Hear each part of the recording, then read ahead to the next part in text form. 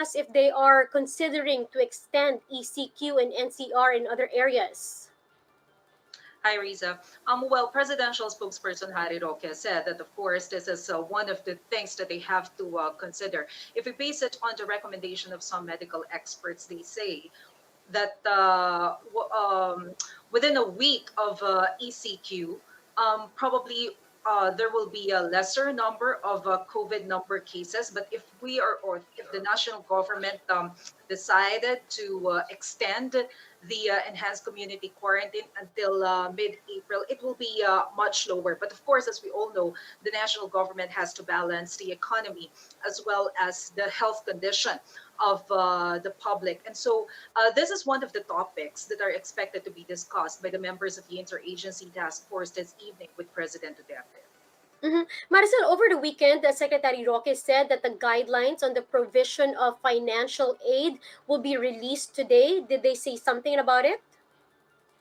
Risa, we were also expecting a clearer guidelines for the distribution of amelioration for those employees who will be affected by the implementation of the enhanced community quarantine. That is also the reason why Budget Secretary Abesado was one of the guests during the press briefing in Malacanang earlier.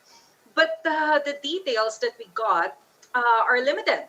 Well, what we know so far is this. First, we have approximately 23 billion pesos budget allotted for the amelioration, third tranche of amelioration for those who are affected by the SEQ and the NCR plus, meaning the National Capital Region and those areas adjacent to NCR. And approximately we have 22.9 million employees. It is equivalent to 80% of the employee population in the NCR. But as to the specifics, Secretary Abesado said that we have to wait for the approval of the president before he can announce it publicly. I see. Maricel, how about the continued public transportation in spite of the reimposition of ECQ? What did the palace have to say for that?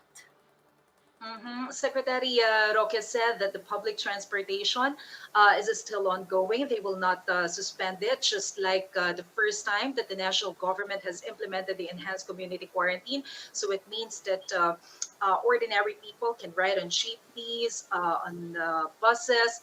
But the Department of Transportation has released certain guidelines to be followed. This includes, well, number one, the capacity per public transportation should be a maximum of 50%, and there should be one seat apart. And there must be, of course, the implementation of the minimum health protocols. Mm-hmm. The SINOVAC shots, Maricel, is expected to arrive today. More so, what is the palace or how are they preparing for that?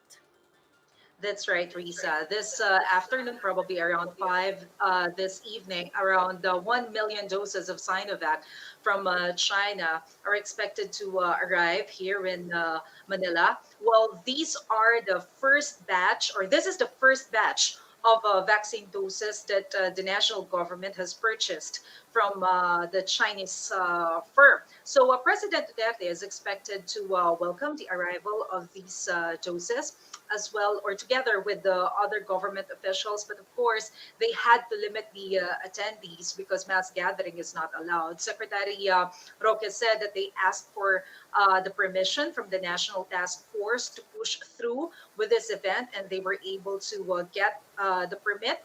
But then the members of the media won't be allowed to enter the venue. The members of the media will only be allowed to witness the event through the radio television Malacanang. Mm-hmm. Finally, Maricel, do we expect President Duterte to address the nation tonight? A lot of people are asking, are we also expecting the ECQ to be extended? Mhm. This afternoon, the members of the Interagency Task Force will be having a meeting with President Duterte. After the meeting, President Duterte is expected to address the public. Maybe he can already make a final decision about the community quarantine after Easter Sunday, because the enhanced community quarantine will only be implemented up until April 4th. So they will make a decision whether there will be an extension and the enhanced community quarantine, or they will ease the restrictions after April 4th. That's one. And number two, we should also expect the decision of the president when it comes to the distribution of the amelioration, because their target is to start distributing the amelioration to those who will be affected by ACQ by mid-April. Mhm. Thank you very much. That's Maricel Halili reporting from Mandaluyong. Meanwhile, here are other COVID-19 vaccine updates from around the world. South Korea's expert panel has recommended the approval of Johnson & Johnson's vaccine for emergency use, declaring it as safe and effective.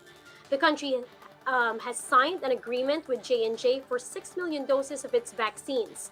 Now, once it receives the green light from the Food and Drug Safety Ministry, the shot will be the third vaccine approved in South Korea aside from Pfizer and AstraZeneca.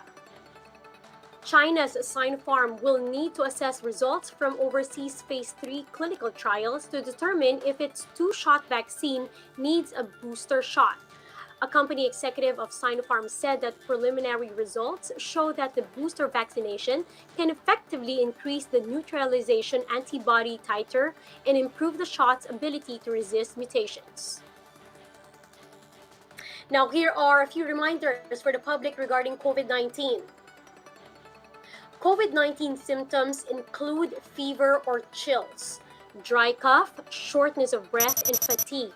Now, some patients may also experience muscle or body aches, sore throat, nausea or vomiting, and chest pains.